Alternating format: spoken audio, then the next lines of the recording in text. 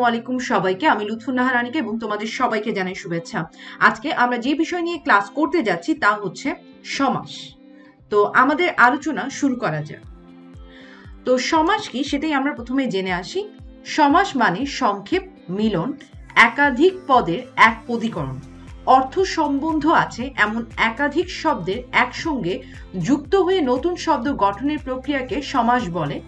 যেমন দেশের সেবা, আমরা যদি দেখি যে দেশের সেবা, এখানে দেশের হচ্ছে একটা পদ, সেবা আরেকটা পদ, এবং এই দুটো পদের এক পদীকরণটাই হচ্ছে সমাস, যেমন দেশ সেবা। এখন আমরা সমাসের বিভিন্ন অংশ সম্পর্কে জানবো। তো আমরা একটু খেয়াল করি, যেমন সমস্ত পদ, সমাসের প্রক্রিয়ায় সমাসবদ্ধ বা সমাস নিষ্পন্ন পদটির নাম হচ্ছে সমস্ত পদ। যেমন বিলাত হতে ফেরত হচ্ছে, এখানে আমরা যদি দেখি যে বিলাত ফেরত এটা হচ্ছে কি সমস্ত পদ। তো বিলাত ফেরত হলো সমস্ত পদ এবং সমাসবদ্ধ পদের প্রথম অংশকে, অর্থাৎ এখানে বিলাতকে আমরা বলবো পূর্ব পদ এবং পরবর্তী যে অংশ সেটা হচ্ছে ফেরত, সেটাকে আমরা কি বলবো উত্তর পদ বা পরপদ। আশা করি তোমরা বুঝতে পেরেছো। এখন আমরা সমস্যমান পদ কি সেটা একটু জানার চেষ্টা করি। তো সমস্ত পদ বা সমাসবদ্ধ পদটির অন্তর্গত পদগুলোকে সমস্যমান পদ বলে। যেমন বিলাত হতে ফেরত, এখানে একটু খেয়াল করবে বিলাত হতে ফেরতে, বিলাত ফেরত যেটা আছে এখানে বিলাত ফেরত, তোমরা তো বুঝতেই পারছো যে সমস্ত পদের অন্তর্গত এই দুটি শব্দ হচ্ছে কি সমস্যমান পদ। এরপর আমরা জানবো ব্যাস বাক্য, সমাস বাক্য বা বিগ্রহ বাক্য সম্পর্কে। তো ব্যাস বাক্য কি? সমস্ত পদকে ভেঙে যে বাক্যাংশ তৈরি করা হয় তাই হলো ব্যাস বাক্য, বা যেটাকে সমাস বাক্য বা বিগ্রহ বাক্য বলে। যেমন বিলাত ফেরত হচ্ছে বিলাত হতে ফেরত, এখানে বিলাত হতে ফেরত হচ্ছে ব্যাস বাক্য। কেননা আমরা বিলাত ফেরতকে যদি বিশ্লেষণ করি তখন বিলাত হতে ফেরত পাই এবং এটাই হচ্ছে কি বিগ্রহ বাক্য, সমাস বাক্য বা ব্যাস বাক্য। এখন আমরা সমাসের প্রকারভেদ সম্পর্কে জানবো। তো সমাস প্রধানত 6 প্রকার, যথা দ্বন্দ্ব সমাস, কর্মধারয় সমাস, তৎপুরুষ সমাস, বহুব্রীহি সমাস, দ্বিগু সমাস ও অব্যয়ীভাব সমাস। তো দ্বন্দ্ব সমাস কি সেটা একটু জানার চেষ্টা করি। হ্যাঁ, তো যে সমাসে প্রত্যেকটি সমস্যমান পদের অর্থের সমান প্রাধান্য থাকে তাকে দ্বন্দ্ব সমাস বলে। যেমন আমরা তো জানি সমস্যমান পদ যদি আমরা দেখি যে তাল তমাল, এখানে কিন্তু তাল তমাল মানে তাল ও তমাল, যেটার বিগ্রহ বাক্য বা ব্যাস বাক্য। এখানে তাল এবং তমাল দুটি সমস্যমান পদের অর্থই কিন্তু সমানভাবে প্রাধান্য পাচ্ছে। অর্থাৎ তাল তমাল বললে আমরা শুধু তাল বুঝবো তা না, তমাল বুঝবো তাও কিন্তু না, অর্থাৎ দুটোকেই আমরা বুঝবো। দোয়াত ও কলম, দোয়াত কলম, এখানে দোয়াত কলম বলতে আমরা শুধুই দোয়াতকে বুঝবো বা শুধুই কলমকে বুঝবো তা না, বরং দুটিকেই বুঝবো। মা বাবা বলতে আমরা দেখতে পাচ্ছি মা ও বাবা থেকে মা বাবা, তো মা বাবা বলতে কিন্তু শুধু মা বা বাবা কাউকে এক, অর্থাৎ যে কোনো একজনকে কিন্তু বোঝায় না, দুজনকে বোঝায়, অর্থাৎ দুটি পদের অর্থই সমান প্রাধান্য পায়। আশা করি তোমরা বুঝতে পেরেছো। এরপর আমরা জানবো কর্মধারয় সমাস সম্পর্কে, একটু খেয়াল করবেন। তো যে সমাসে বিশেষণ বা বিশেষণ ভাবাপন্ন পদের সাথে বিশেষ্য বা বিশেষ্য বা ভাবাপন্ন পদের সমাস হয় এবং পরপদের অর্থ প্রধান রূপে প্রতীয়মান হয় তাকেই কর্মধারয় সমাস বলে। এটা একটু বোঝার চেষ্টা করি। এখানে কিন্তু পরপদের অর্থ প্রধান রূপে প্রতীয়মান, এগুলো একটু বিশেষভাবে খেয়াল রাখার চেষ্টা করবে। যেমন একটু যদি আমি বলি যে নীল পদ্ম এসেছে, নীল যে পদ্ম থেকে, এখানে নীল হচ্ছে বিশেষণ এবং পদ্ম হচ্ছে কি, পদ্ম হচ্ছে দেখা যাচ্ছে আমরা যদি বলি বিশেষ্য। এখন পদ্ম কি পরপদ, নীল পদ্ম বললে আমরা কিন্তু নীল রংকে বুঝি না, বরং একটি পদ্ম ফুলকে বুঝে থাকি। তাহলে এখানে পদ্মের যে অর্থ সেটাই ডমিনেন্ট বা সেটাই প্রভাব খাটাচ্ছে। তো এইটা কিন্তু পরপদের অর্থই আমরা দেখতে পাচ্ছি প্রধান রূপে প্রতীয়মান হচ্ছে, এবং একটা হচ্ছে বিশেষণ আবার আরেকটা হচ্ছে বিশেষ্য, অতএব এটি কর্মধারয় সমাস। শান্ত অথচ শিষ্ট, শান্ত শিষ্ট বলতে আমরা শিষ্ট একজন ব্যক্তিকেই বুঝে থাকি বা যে ব্যক্তিকে বোঝানোর চেষ্টা করছে। তো এই ক্ষেত্রে কিন্তু আমরা যেটা বলছি বা যেটা বোঝার চেষ্টা করব সেটা হচ্ছে পরপদের অর্থই কিন্তু এখানে কি প্রধান রূপে প্রতীয়মান হচ্ছে এবং এটিও হচ্ছে কি কর্মধারয় সমাস। অবশ্য এখানে কিন্তু দুটোই বিশেষণ।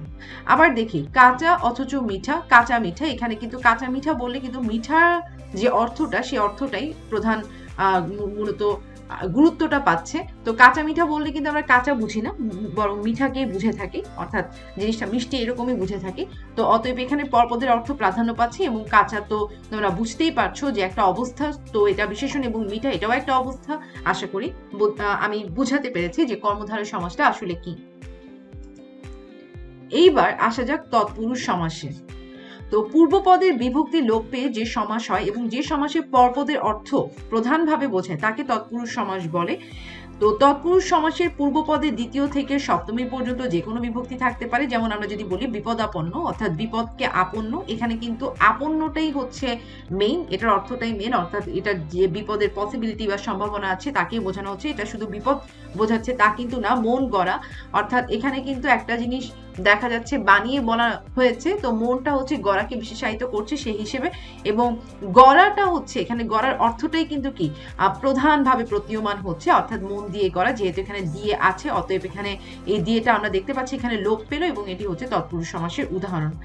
বসত বাড়ি কি? বসতের নিমিত্তে বাড়ি, অর্থাৎ বসতের জন্য যে বাড়ি, তাহলে এখানে কিন্তু বাড়িটাই হচ্ছে কি প্রধান, এটার অর্থটাই কি প্রধান। অতএব আশা করি তোমরা বুঝতে পারছো যে তৎপুরুষ সমাসটা কিভাবে কাজ করে। এইবার আমরা দেখব বহুব্রীহি সমাস। তো যে সমাসে সমসমান পদগুলোর কোনোটির অর্থ না বুঝিয়ে অন্য কোনো পদকে বোঝায় তাকে বহুব্রীহি সমাস বলে। যেমন বহুব্রীহি যদি আমরা বলি তাহলে সেক্ষেত্রে কিন্তু একটু খেয়াল করো, বহু মানে অনেক, ব্রীহি মানে ধান, অথচ বহুব্রীহি মানে যার অনেক ধান আছে, অনেক ধান আছে যার, তাকেই কিন্তু বোঝানো হচ্ছে। অর্থাৎ তোমরা বুঝতেই পারছো যে এখানে কিন্তু বহু এর অর্থ প্রাধান্য পাচ্ছে না বা ব্রীহির অর্থ প্রাধান্য পাচ্ছে না, বরং অন্য কোনো একটা অর্থ বোঝাচ্ছে।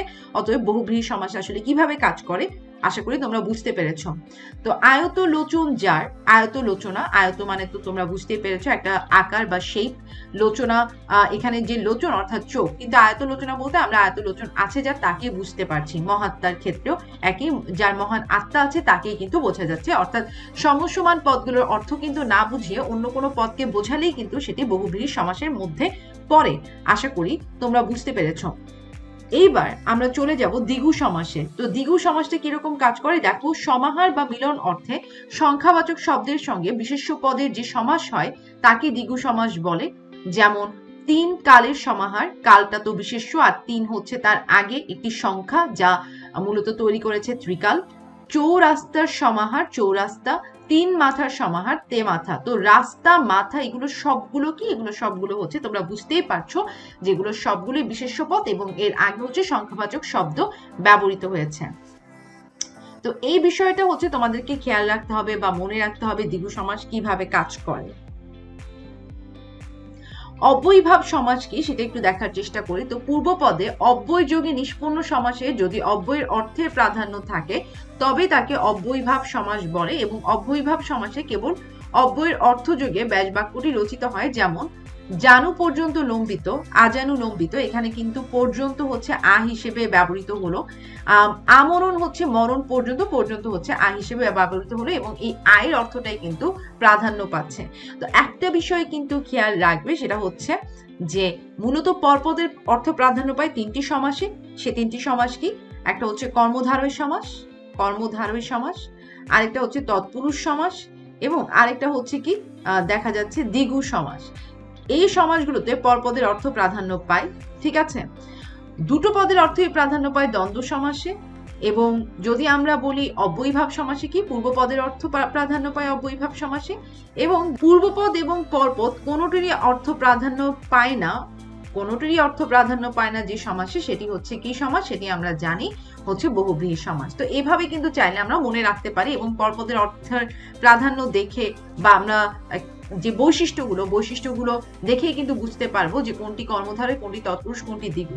আশা করি সমাসের এই লেকচারটি তোমাদের কাজে লেগেছে এবং তোমরা বুঝতে পেরেছো এই লেকচার থেকে যে কিভাবে আমরা সমাস নির্ণয় করব। তো এই ছিল সমাস নিয়ে আলোচনা। আমার সাথে থাকার জন্য ধন্যবাদ সবাইকে। আসসালামু আলাইকুম।